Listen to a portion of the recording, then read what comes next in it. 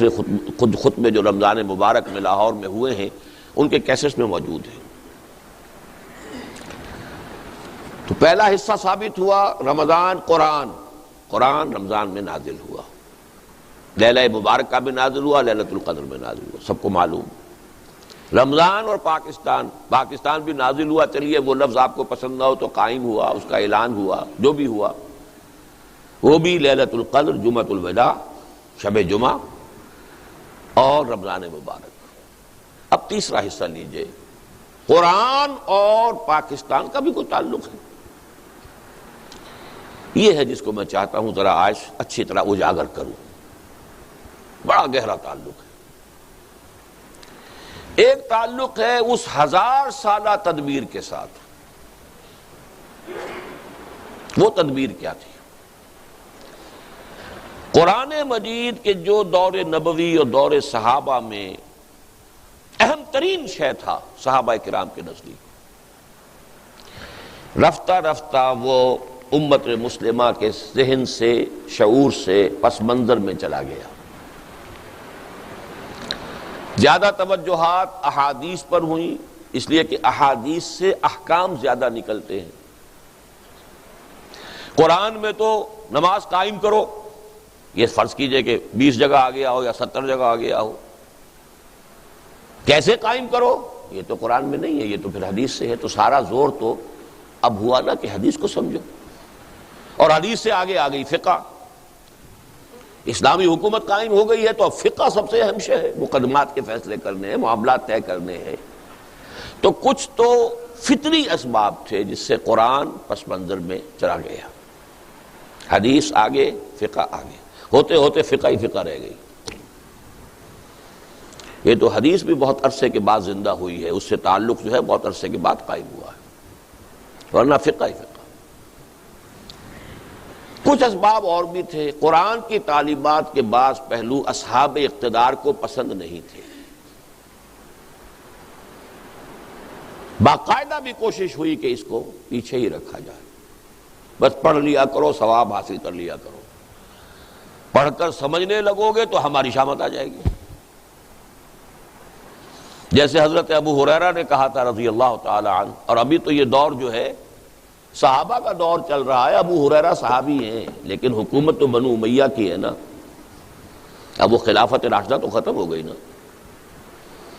اس حکومت میں تو حادثہ فاجعہ کربلا کا بھی ہو چکا ہے، واقعہ حرہ ہو چکا ہے، مدینے کی جان اور عصمتیں حلال کر دی گئی 3 دن کے لیے، جس طرح چاہو لوٹو۔ لوٹنے والے بھی مسلمان تھے، کلمہ گو تھے۔ یہ مدینے کے اندر بغاوت کے جراثیم ہیں، کچل دو۔ جو کچھ ایسٹ پاکستان میں مسلمان فوج نے کیا تھا، جو کچھ کشمیر میں ہندو فوج کر رہی ہے، وہ اس وقت مسلمانوں نے، نام نہاد مسلمانوں نے مدینے کے رہنے والوں کے ساتھ کیا۔ اب ان حالات میں قرآن کی اصل تعلیم کھول کر تو اپنی گردن ہی کٹوانی ہوگی نا۔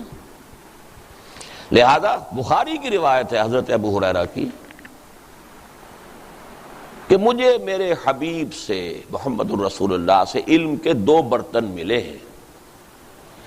ایک برتن میں سے تو میں خوب بانٹ رہا ہوں، تقسیم کر رہا ہوں، طہارت کے مسائل، وضو کے مسائل، نماز کے مسائل، روزے کے مسائل، حج کے مسائل، عمرے کے مسائل، اس سے کسی حکومت کو اندیشہ نہیں، خطرہ نہیں، خوب بیان کرو۔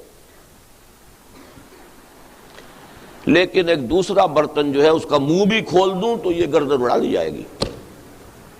انہوں نے الفاظ بھی نہیں کہے، بس اشارہ کیا، پھر یہ ہو جائے گا۔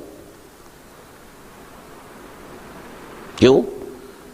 حکمران کیسے ہونے چاہیے، مسلمانوں کے قائدین کیسے ہونے چاہیے، ان کی صفات کیا ہونی چاہیے، بیت المال کی کیا حرمت ہے، کیا اسے ذاتی عیاشیوں پہ صرف کیا جا سکتا ہے۔ یہ باتیں اگر ہم نے بیان کرنی شروع کر دیں، ذرا بیان کیجئے تو سعودی عرب میں بیان کریں گے تو گردن اڑ جائے گی۔ وہ تو آج بھی ہمارے سامنے نگاہ موجود ہے نا، نگاہوں کے سامنے۔ تو قرآن کچھ تو خود بخود پیچھے اور کچھ پیچھے کر دیا گیا۔ اب وقت کا مجھے احساس ہے، ورنہ میں واقعہ آپ کو سناتا۔ یہاں تک ہوا ہے شاہ جہان کے دربار میں عیسائیوں کا اور مسلمان علماء، درباری علماء کا مناظرہ ہوا، پادریوں کا۔ اب ظاہر بات ہے کہ جو درباری عالم ہے وہ کوئی عام آدمی تو نہیں ہے، وہ تو رفتہ رفتہ ترقی کر کے بہت بڑی مشکل سے کوئی دربار میں پہنچتا تھا، کوئی ایرا غیرہ نتھو خیرہ، کوئی ابھی جس نے پاس کیا سند لیے وہ تو نہیں پہنچ جائے۔ ان چوٹی کے علماء کا حال یہ تھا ہندوستان میں کہ ایک پادری نے ایک آیت قرآن کی پڑھی اور اس سے کوئی دلیل جو ہے قائم کرنی چاہیے اپنے حق میں۔ تمام علماء نے کہا یہ قرآن میں نہیں ہے آیت، یہ نہیں ہے، تو جھوٹ بول رہے ہو۔ انہوں نے کہا منگاؤ قرآن، قرآن کھول کر دکھایا، دیکھو یہ آیت ہے۔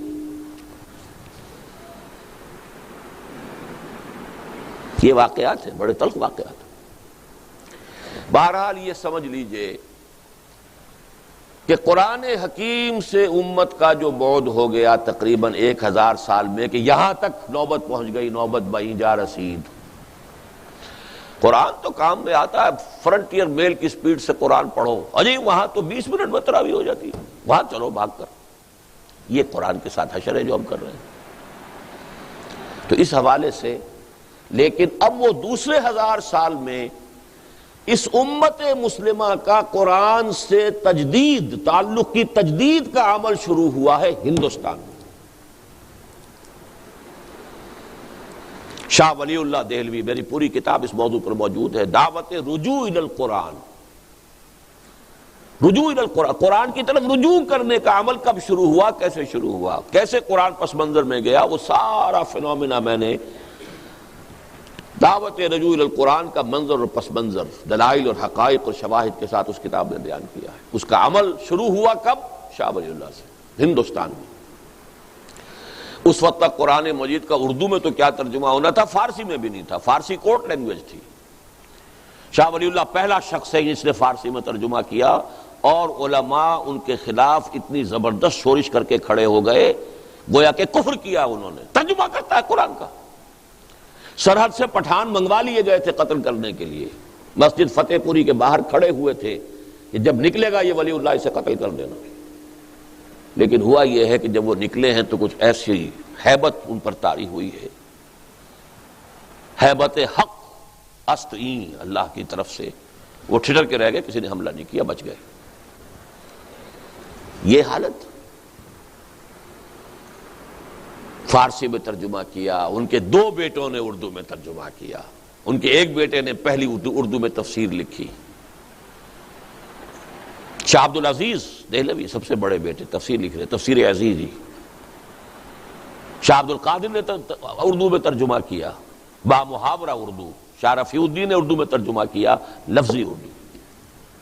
یہ عمل یہاں سے شروع ہوا بہت زوردار انداز میں۔ اس کے بعد آگے ذرا اس بات کو پھر میں آگے چلاؤں۔ اب میں تفصیل میں نہیں جا سکتا ان چیزوں کی بھی۔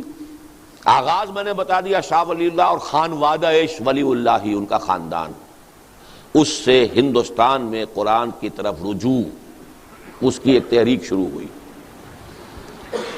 وہ ہیں 18ویں صدی کے آدمی، 1702 کی پیدائش ہے اور 1762 یا 63 کا انتقال ہے۔ جو جنگ تھی تیسری، پانی پت کی تیسری جنگ، اس کے بعد انتقال ہوا ہے۔ اور وہ جنگ ہوئی بھی تھی کہ انہوں نے بلایا تھا احمد شاہ ابدالی کو کہ مرہٹہ طوفان جو اس وقت ہندوستان میں ہے، ہندوستان میں کوئی مسلمان ایسا نہیں ہے طاقتور، کوئی راجہ یا نواب یا کوئی اور عسکری قوت ایسی نہیں ہے کہ جو اب ان مرہٹوں کا مقابلہ کر سکے، تمہیں آنا چاہیے۔ تب وہ آیا تھا، پانی پت کی تیسری جنگ۔ لیکن جو دعوت رجوع القرآن کا سلسلہ شروع ہوا ہے، اس میں پھر 19ویں صدی میں کیا کام ہوا، اب میں اس تفصیل میں نہیں جا سکتا، جسے شوق ہے میری کتاب پڑھے۔ 20ویں صدی میں یہ کام 2 زبردست آدمیوں نے کھڑا شروع کیا ہے ہندوستان میں، جن میں سے سب سے اہم اقبال۔ میری کتاب ہے علامہ اقبال اور ہم، اس میں نے 4 چیزیں واضح کی ہیں۔ رومی ثانی اقبال ہے۔ مولانا رومی کی مثنوی کے بارے میں یہ کہا، کسی نے کہا، بہت اونچے شاعر نے کہا، مثنوی مولوی معنوی ہست قرآن، در زبان پہلوی، قرآن کی تعبیر، اس کے بڑے غامض حقائق کی تعبیر فارسی شعر کے پیرائے میں، یہ مثنوی ہے۔ اور یہی بات اقبال کے بارے میں جلندر کے ایک فارسی شاعر گرامی جلندری نے کہی ہے، در دیدہ مانی نگراں حضرت اقبال، پیغمبری کرد و پیمبر نہ تواں شد۔ جو لوگ حقائق سے واقف ہیں ان کی نگاہوں میں تو اقبال کا مقام یہ ہے کہ اس نے پیغمبری کی ہے، بھائی مانا کہ قرآن کی، اب پیغمبر اس معنی میں تو کوئی نہیں آئے گا، لیکن یہ کہ پیغمبر نہ تواں گفت، کہا نہیں جا سکتا انہیں پیغمبر، لیکن جو کام پیغمبروں کا ہے یا مجددین کا ہے وہ انہوں نے کیا ہے۔ بہرحال میرے نزدیک عظمت قرآن کا سب سے بڑا نشان اس صدی میں، اس دور میں اقبال ہے۔ اگر کوئی مولوی بیچارہ عالم دین قرآن کی مدح کرے، قرآن کی تعریف کرے تو ٹھیک ہے، اس نے تو ساری عمر اسی میں بتائی ہے، یہی پڑھا ہے، لیکن جس نے کہ کالج میں تعلیم حاصل کی، مشن سکول میں پہلے تعلیم حاصل کی، پھر مشن کالج میں کی، پھر گورنمنٹ کالج لاہور میں کی، پھر وہ گیا ہے انگلینڈ گیا ہے، پھر جرمنی گیا ہے، مشرق اور مغرب کے فلسفے کھنگال کر، اور اب قرآن کی عظمت کا اقرار کر رہا ہے، تو زمین و آسمان کا فرق ہو گیا۔ نہ کہیں جہاں میں اما ملی جو اما ملی تو کہاں ملی میرے جرم خادہ خراب کو تیرے عفو بندہ نواز میں۔ اس کا کلیم یہ ہے کہ میرے سارے فکر کا منبع اور سرچشمہ قرآن ہے۔ حضور مناجات بحضور رحمت للعالمین، حضور کے سے ایک گزارش کرتے ہوئے یہاں تک کہا ہے، گر دلم آئی نئے بے جوہر است ور بحرفم غیر قرآن مزمر است، پردہ ناموس فکرم چاک کن این خیاباں راز فکرم پاک کن۔ اے نبی، اگر میرا دل جو ہے آئینہ بے جوہر ہے، ایسا شیشہ ہے جس کے اندر چمک دمک ہے ہی نہیں، اور اگر میرے کلام میں اور میرے پیغام میں قرآن کے سوا کوئی شے آ گئی ہے تو میرے فکر کے ناموس کا پردہ چاک کر دیجیے۔ گویا کہ میں پھر ایک کانٹا ہوں اس شاہراہ پر، اس گلشن میں، اس کو پاک کر دیجئے، اس کانٹے کو نکال کر پھینک دیجئے، یہاں تک کہ روز محشر خار و رسوا کن مرا بے نصیب از بوسہ پاکن مرا۔ اگر ایسا ہے تو محشر میں، میدان حشر میں مجھے ذلیل و رسوا کیجئے گا اور اپنے قدم بوسی سے محروم کر دیجئے گا۔ رومی ثانی، سب سے بڑا داعی قرآن اس صدی کا اقبال ہے۔ گر تمہیں خواہی مسلمان زیستن نیست ممکن جز میں قرآن زیستن۔ اور یہ قرآن ہے کیا؟ کتاب زندہ قرآن حکیم، حکمت او لا یزال است و قدیم، حرف اورا ریب نے، حرف اورا ریب نے، تعویل نے،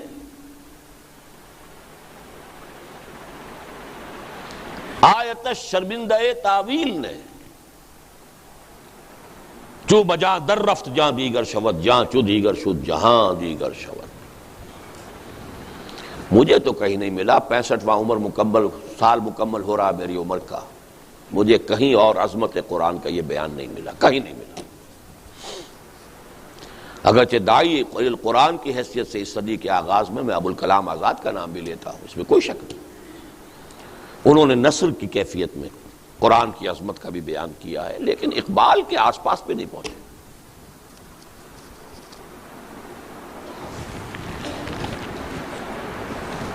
اور یہاں میں آپ کو دو گواہیاں دینا چاہتا ہوں عالم اسلام کے دو مسلمان مفکرین کی اس صدی کے، ایک عرب ایک ایرانی۔ الجزائر کے ایک بہت بڑے مفکر، انہوں نے عربی میں کچھ لکھا ہی نہیں، فرانسیسی زبان میں ان کی کتابیں ہیں بے شمار، مالک ابن نبی۔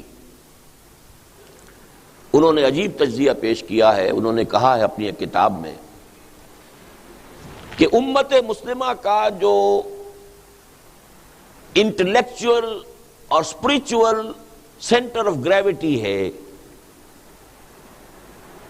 وہ اب منتقل ہو چکا ہے ساؤتھ ایشیا کو۔ اس ایک جملے کا پس منظر کیا ہے؟ دیکھیے قرآن عرب میں نازل ہوا، حضور عرب میں تھے، وہاں سے ہی سارا بات جو ہے نکلی ہے، لیکن یہ ہے کہ جس کو کہتے ہیں علمی اور ثقافتی، وہ مرکز سب سے پہلے جو بنا ہے وہ بغداد کا علاقہ تھا دور بنو عباس میں۔ سائنس، فلسفہ، فکر، اسی زمانے میں تو آخر فقہ مرتب ہوئی ہیں، اسی زمانے میں تفسیریں لکھی گئی ہیں، اسی زمانے میں احادیث جمع ہوئی ہیں، تو مذہبی، علمی اور ویسے فکری، ثقافتی اور روحانی شیخ عبد القادر جیلانی کہاں کے تھے؟ یہ مرکز رہا ہے تقریباً 700 برس تک، بغداد مرکز، اور وہ علاقہ جو ہے وہ گویا کہ علاقے کی حیثیت سے۔ پھر یہ سینٹر شفٹ ہوا ہے مغرب میں، اسپین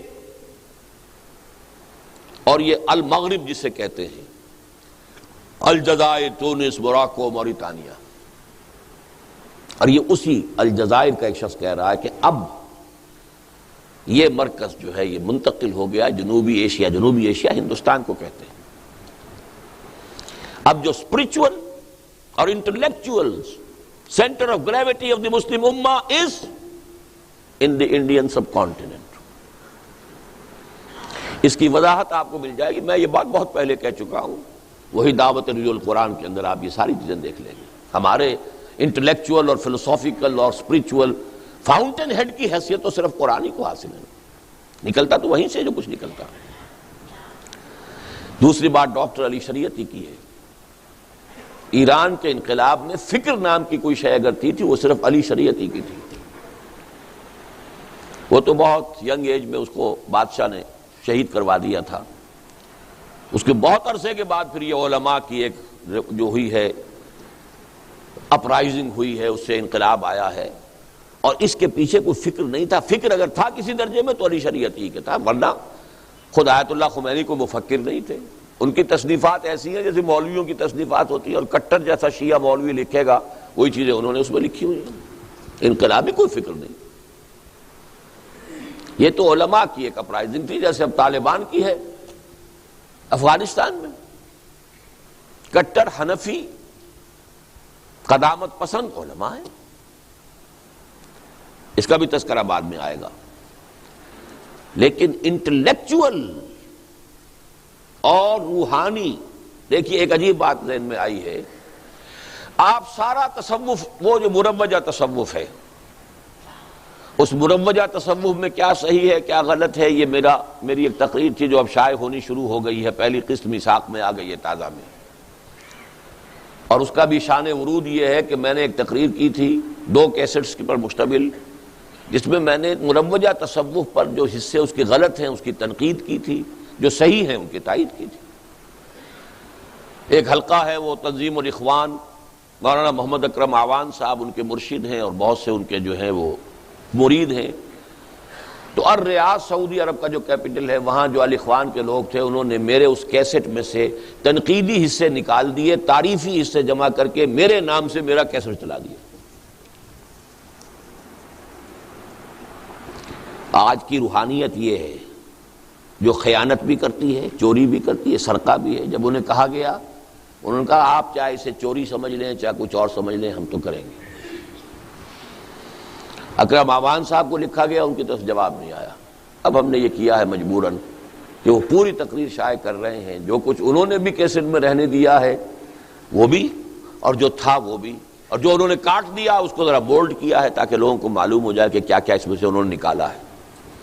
بہرحال جو بھی مروجہ تصوف ہے، اس وقت میں اس تفصیل میں نہیں جا رہا، وہ پہلی قسط اس کی شاید 3 میں مکمل ہو سکے گا، بہت کیونکہ 2 قسطوں پر مشتمل میری تقریر تھی وہ، لیکن اس کا پہلا آ گیا ہے تازہ میثاق میں۔ لیکن مروجہ تصوف میں ایک بات آپ کو نظر آئے گی، سارا ہندوستان میں تصوف باہر سے آیا۔ کہاں سے چلے آ رہے ہیں؟ شیخ علی حجویری، کہاں سے چلے آ رہے ہیں؟ معین الدین چشتی، کہاں سے آ رہے ہیں؟ لیکن الف ثانی میں الٹی گنگا بہی، سلسلہ نقشبندیہ مجددہ یہاں سے چل کر اور پورے عالم اسلام میں، عالم عرب میں تو نہیں گیا ہے، افغانستان، پورا ترکستان، ترکی تک پوری بیلٹ، اسی میں تھے امام شامل، اسی میں ہے یہ چچنیا کے مجاہدین۔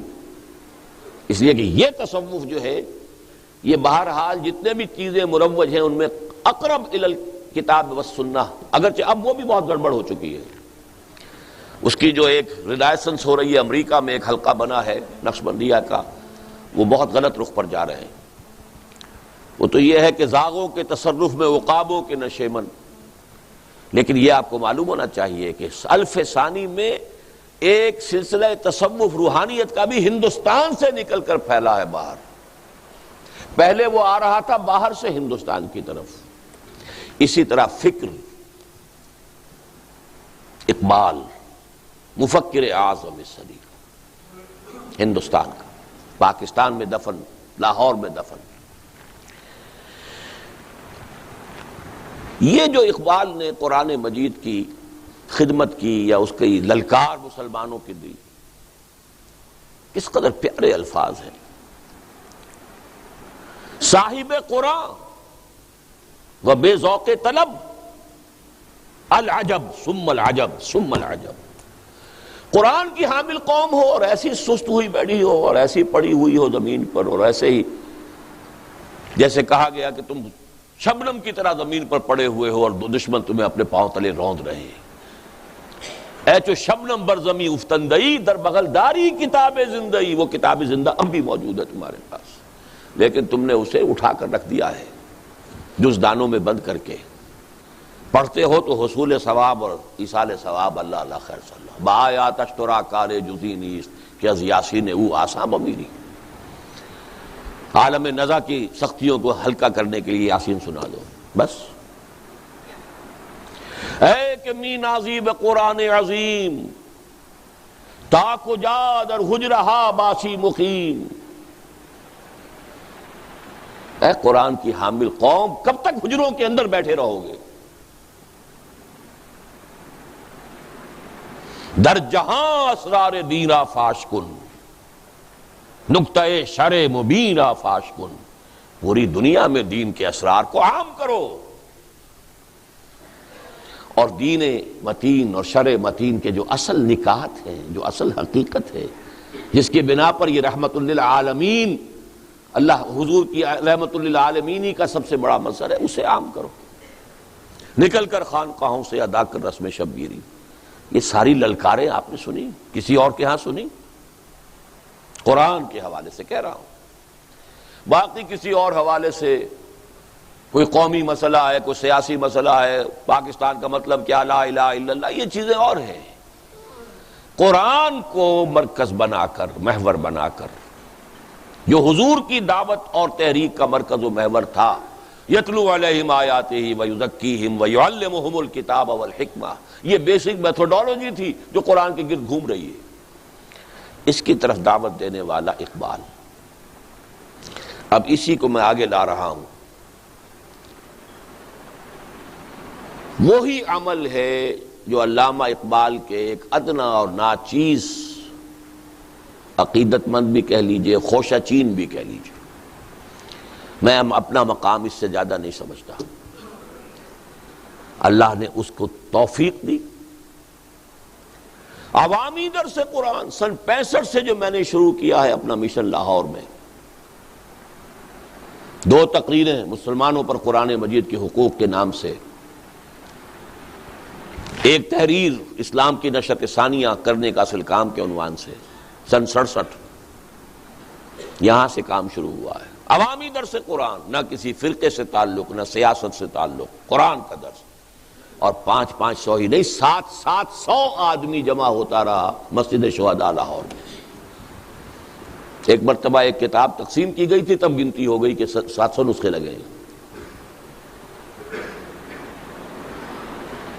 پھر یہ کہ مرکزی انجمن خدام القرآن اور پھر اس کی شاخیں، انجمن خدام القرآن سندھ، انجمن خدام القرآن پنجاب، انجمن خدام القرآن فیصل آباد، انجمن خدام القرآن کوئٹہ، انجمن خدام القرآن پشاور، انجمن خدام القرآن اسلام آباد۔ Society of the servants of Quran Chicago, society of the servants of Quran Toronto, بنتے رہے۔ پھر ان کے بطن سے اکیڈمیوں کا وجود ہوا، قرآن اکیڈمی لاہور، قرآن اکیڈمی کراچی، قرآن اکیڈمی ملتان، چوتھی جو ہے فیصل آباد میں بننے والی ہے۔ اس سے آگے قرآن کالج لاہور میں، قرآن کالج یہاں، یہ سب کیا ہے؟ یہ کسی تدبیر کا حصہ ہے۔ توفیق تو اللہ بندوں کو دیتا ہے، اپنی تدبیر امر بندوں کے ذریعے سے کراتا ہے پوری۔ تدبیر امر تو وہ ہے جو ہو رہی ہے۔